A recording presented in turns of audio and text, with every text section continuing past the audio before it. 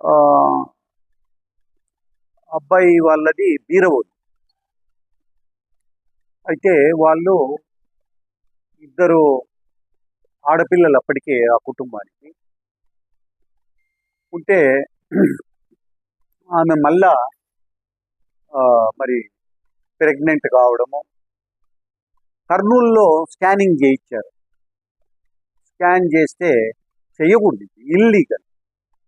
ఆ స్కాన్ చేసిన వాళ్ళ మీద కూడా చర్యలు తీసుకోవాల్సినటువంటి అవసరం ఉంది. ఆ స్కాన్ చేయడమే ఇల్లీగల్.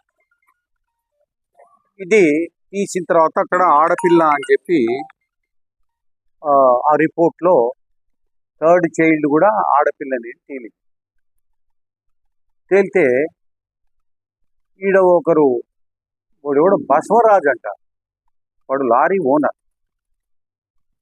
ఆ ఓనర్ దగ్గర ఈ డ్రైవర్గా పనిచేస్తున్నాడు. ఎవరు? ఈ బీరవోలు పిల్లలు భర్త చేస్తూ ఉంటే ఆ బసవరాజు వాళ్ళ wife RMP doctor. RMP doctor దగ్గరికి పోయి ఈ ఆడపిల్ల అని దారుణంగా అబార్షన్ చేయించారు, టర్మినేట్ చేశారు ప్రెగ్నెన్సీ. చేస్తే ఎవరు ఆర్ఎంపీ డాక్టర్లు ఏ రకంగా అబార్షన్ చేస్తారయ్యా? చిత్రం ఎవరు లెక్కలేని తనం ఇదంతా. ఆయమ్మను చేసిన తర్వాత మళ్ళీ ఏమైంది? ఆమెను చేసిన 15 నిమిషాలకే 20 నిమిషాలకే తాళం వేసుకొని ఊరికి పంపించారు. ఆమెను పంపించిన తర్వాత చనిపోయింది. ఆమె అబార్షన్ ఎవరైనా చేస్తారా? ఆడపిల్ల అని తెలుసుకొని చేస్తారేమయ్యా? ఏమనుకుంటున్నారు వీళ్ళు? సిఐ గారి దగ్గరికి వచ్చింది ఇది. ఎందుకనంటే రూరల్ ఏరియాలో చనిపోయింది కాబట్టి కేసు బుక్ చేసుకుని ఆయన ఆ అమ్మాయి ఎవరైతే ఆర్ఎంపీ డాక్టర్ అసలు క్వాలిఫైడే కాదు. చాలా పెద్ద క్రైమ్ ఇది, చాలా పెద్ద క్రైమ్ ఇది, టర్మినేట్ చేయడం. ఈరోజు సిఐ గారు కేసు కట్టారు. కట్టి ఆ భర్త ఎవరైతే నాకు ఆడపిల్ల వద్దు అని వాళ్ళ ఓనర్, లారీ ఓనరు వాళ్ళ భార్య దగ్గరికి తీసుకెళ్ళాడో వాని మీద కూడా కట్టారు కేసు. చాలా బాగా మంచి పని చేశారు సిఐ గారు. It's a good thing. కానీ దీన్ని వదిలేదేం లేదు. ఈ పనికి మాలిన ముండా డబ్బుల కోసరం తను ఆడపిల్ల కాదా? వాళ్ళ నాయన వాళ్ళ అమ్మని అబార్షన్ చేపించింటే ఆమె ఉంటుందా? ఆడపిల్ల అని అబార్షన్ చేపించింటే ఆమె ఈ ఊర్లో ఉంటుందా?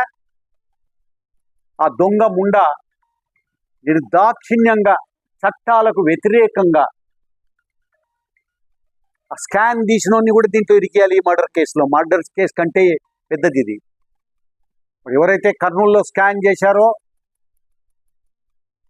ఆడపిల్ల అని నిర్ధారణ చేశారో వాళ్ళని తెచ్చి ముందు దీంట్లో బారేయాలి. వాళ్ళ మీద కూడా కేసు బుక్ చేయాల్సినటువంటి అవసరం ఉంది. దేశవ్యాప్తంగా ఒక పెద్ద ఇది జరుగుతూ ఉంది. దీని మీద ఒక చర్చ జరుగుతుంది. ఆడపిల్ల అంటే అంత అల్సా అని చెప్పి, ఆడపిల్ల అంటే అంత నెగ్లిజెన్స్ అని చెప్పి. ఈరోజు అక్కడ ఎవరైతే స్కాన్ చేసి నిర్ధారణ చేశారో వాళ్ళను ఈ కేసులో పెట్టాలి. చేపించినటువంటి మొగుడు ఎవరైతే ఉన్నారో తీసుకుపోయి చేపించి చంపింది ఆ పాపను, చిన్న పాపను, వాని మీద పెట్టాల్సిందే. సుబ్రహ్మణ్యం గారు సిఐ, ఇక్కడ rural CI, taken a very good decision. వాన్ని పెట్టారు, తర్వాత ఆమె మీద కూడా పెట్టారు. వదలకూడదు వీళ్ళను, ఎందుకంటే ఇది నేషనల్ ఇష్యూ అవుతుంది. దీంట్లో కమిటీలో శబరమ్మ పార్లమెంటరీ కమిటీ ఈ ఆడపిల్లలను మరి ఏ రకంగా అబార్షన్ చేసి చంపుతున్నారో దాని మీద ఒక కమిటీ ఉంది దేశవ్యాప్తంగా. దాంట్లో మెంబర్ ఆయమ్మ శబరి. చాలా దూరం పోతుంది ఇది. ఇట్లాంటివి చాలా సీరియస్ ఇష్యూస్ ఇవి. నేను అపీల్ చేస్తున్న ఆడపిల్లలైనా మగపిల్లలైనా సమానమే. ఎందుకు ఈ రకంగా మీరు చర్యలు తీసుకుంటున్నారు? ఇరుక్కుంటారు. మర్డర్ కేసు కంటే ఎక్కువైనటువంటి సెక్షన్స్ ఉంటాయి దీని మీద. ముందు ఆ దొంగ ముండా అది ఎవరైతే చంపిందో దాన్ని తీసుకొచ్చి లోపట బారేయాలి, దానికి బెయిల్ కూడా రాకుండా చేయాల్సినటువంటి అవసరం ఉంది. వాడు ఎవడో ధనుంజయ ఎవడో అంటా వాడు లారీ ఓనరు, వాడినంట పిలుచుకుపోయింది బసవరాజు భార్య దగ్గరికి, నా భార్య ఉందిరా ఇలా చేసి పెడుతుంది అని చెప్పి. ఉందే దయా దాక్షిణ్యం ఉందే వీళ్ళకు? మగపిల్లలే ఉండాలనా ఈ ప్రపంచం మీద? చాలా నా కొడుకులకు తెలియదు కానీ చాలా కులాలలో ఆడపిల్లలు దొరకడంలే పెళ్లి చేసుకుందామంటే. చాలా కులాలలో లేరు, ఆడపిల్లలు లేరు. ఇటు చంపుకుంటూ పోతే ఆడపిల్లలు ఏడ దొరుకుతారయ్యా? దొంగనా కొడుకులు. ఉండాది న్యాయంగా చంపుతుంది అది. ఇంకా ఎంతమందిని చంపిందో అంతకుముందు కూడా, ఇంకా ఎంతమందిని చంపుతుందో అది మళ్ళీ బెయిల్ తీసుకొని బయటకు వచ్చి.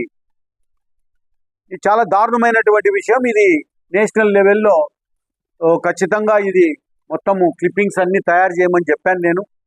ఆ కేసు ఎఫ్ఐఆర్ కూడా ఏదైతే సుబ్రహ్మణ్యం గారు సిఐ గారు రిజిస్టర్ చేశారో దాన్ని కూడాను జతపరిచి దీన్ని ఖచ్చితంగా ఆ కమిటీలో పెట్టి ఈ కథ ఏదో తేల్చాలి. ఇటువంటివి ఏవి జరగకూడదు మన ఈ దేశంలో, ఆంధ్రప్రదేశ్లో అని చెప్పి మేమంతా కూడా ఆశిస్తున్నాం. దానికి అడ్డుకట్టలు వేయాల్సినటువంటి అవసరం ఉంది.